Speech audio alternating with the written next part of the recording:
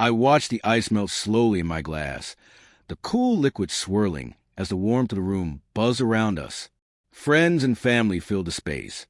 40 faces raised in laughter, glasses clinking in celebration of 15 years of marriage.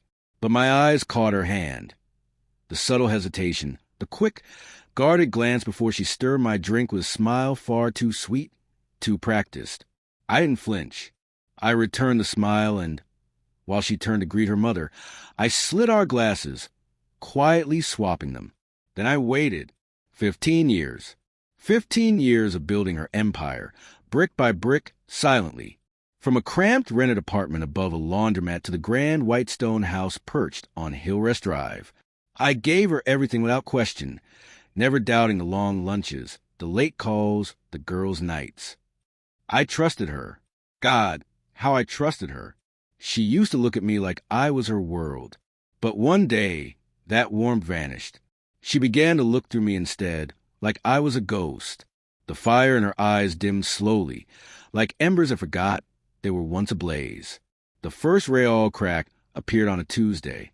I found a hotel key in her coat pocket, room 406. I didn't confront her then. I went to the hotel myself, parked discreetly, and watched.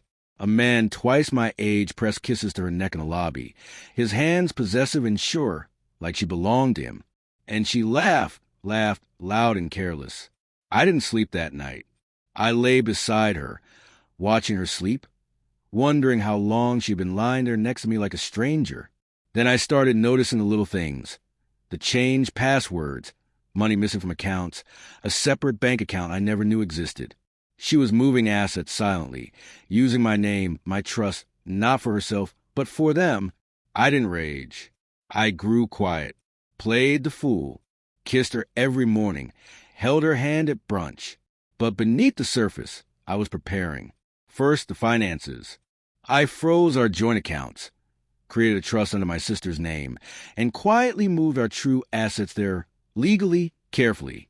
Then came the evidence, photos, recordings, screenshots, her whispered lies to her lover, even her mother coaching her on how to secure my assets before filing for divorce. They thought I would never see it coming, but I saw everything. The anniversary party was her idea, a public spectacle, a mask.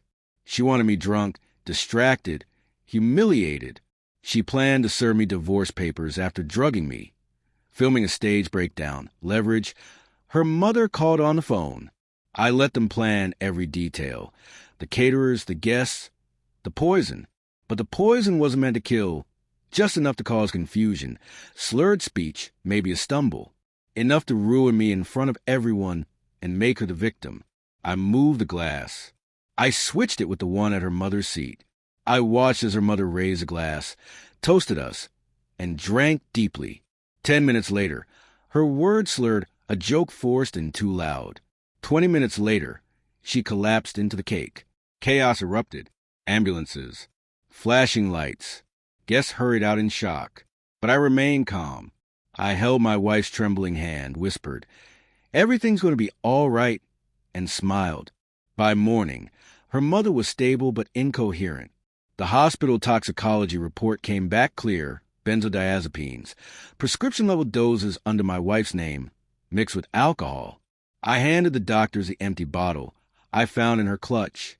Tears, denials, but it didn't matter. The party was full of cameras. I had footage. She stirred my drink. I switched the glasses. Now her mother lay in the ICU. It all unraveled quickly after that. The police opened an investigation. The bank flagged her accounts for fraud. Her lover vanished without a trace. The moment the headlines hit, I leaped just enough to press. Facts, not cruelty. Her perfect image shattered like fragile porcelain. She begged, she cried, she threatened. I said nothing, just slid the divorce papers across the table, my hand steady, my eyes cold, eyes that had stopped loving her long ago. She signed because she had no choice. The house was quiet now. She moved back in with her mother. Two women who mistook silence for weakness. I sit on the patio most evenings, the same chair, the same drink. No ice this time. Sometimes I still hear echoes from that night. The laughter, the crash, her scream. But mostly I hear peace. "Why didn't you say anything?" she asked once, tears falling in the courthouse hallway. I looked at her the same way she used to look through me and said, "Because you only listen when it hurts."